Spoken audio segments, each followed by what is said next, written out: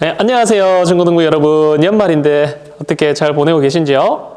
연말 가운데 코로나 때문에 힘들지만 하나님의 은혜와 축복이 여러분들 삶 가운데 가득하기를 소망합니다. 자, 오늘 기독교 10장입니다. 10장의 제목은 성경을 보아야만 우상과 구별되는 하나님을 만날 수 있다라는 것입니다. 지금까지 우리가 성경을 통해서만 우리가 하나님을 만날 수 있다라고 배웠죠. 오늘은 이 성경뿐만 아니라 온 천지 만물과 역사 가운데도 함께 하시는 하나님을 이렇게 설명할 텐데요.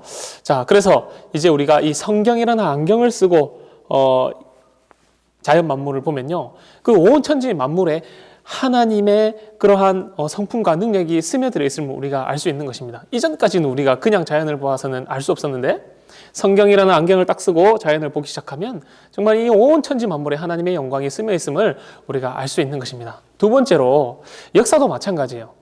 성경을 본 후에 우리가 학교에서 역사 공부를 하잖아요. 그럼 이렇게 큰 사건 시대마다 하나님께서 간섭 안 했으면 일어날 수 없는 일들을 우리가 느끼게 된다라는 거예요. 그래서 하나님께서 역사 가운데 일하셨음을 우리가 인정하지 않을 수 없습니다. 그리고 그와 동시에 성경에서 말하는 하나님의 성품과 자연에서 발견할 수 있는 하나님의 성품이 정확하게 일치한다라는 거예요. 예를 들어볼까요? 나 여호와는 사랑과 정의와 공의를 땅에 행하는 자라고 우리 예레미야 선지자가 말한 게 있거든요, 여러분.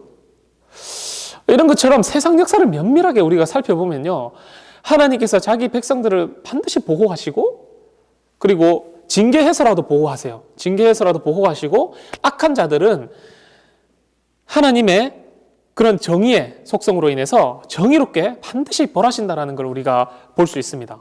이것은 우리가 이제 성경에서 말하는 것과 성경에서 말하는 하나님의 속성과 이 역사 가운데, 이 시대 가운데 나타나는 하나님의 속성이 동일하다는 것을 우리가 알 수 있는 것이죠.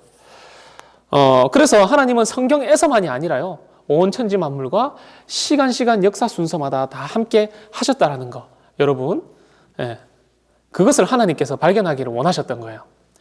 하나님의 이러한 배려 속에서도요, 이 천지 만물과 역사 가운데 드러나신 하나님의 이러한 배려 속에서도 우리 인간들은 이러한 코로나 징계를 주셨음에도 불구하고 아직도 그것을 깨닫지 못하고 다른 신들을 숭배하고 회개하지 않고 그렇게 흥청망청 살아가고 있다는 사실입니다.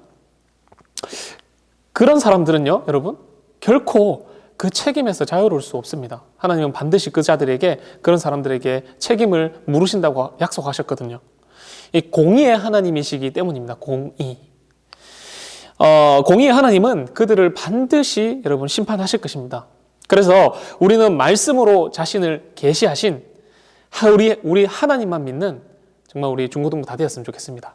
딱 하나님이 계시하신 이 성경 말씀, 이것만 붙들고 우리가 이 세상을 바라보고, 그리고 이 역사를 바라보고 우리 가운데 함께 하시는 그 하나님을 믿고 의지하는 우리 모든 중고등부 되시기를 간절히 소망합니다. 그럼 또 잘 지내세요, 여러분. 주일 예배 때 만나요.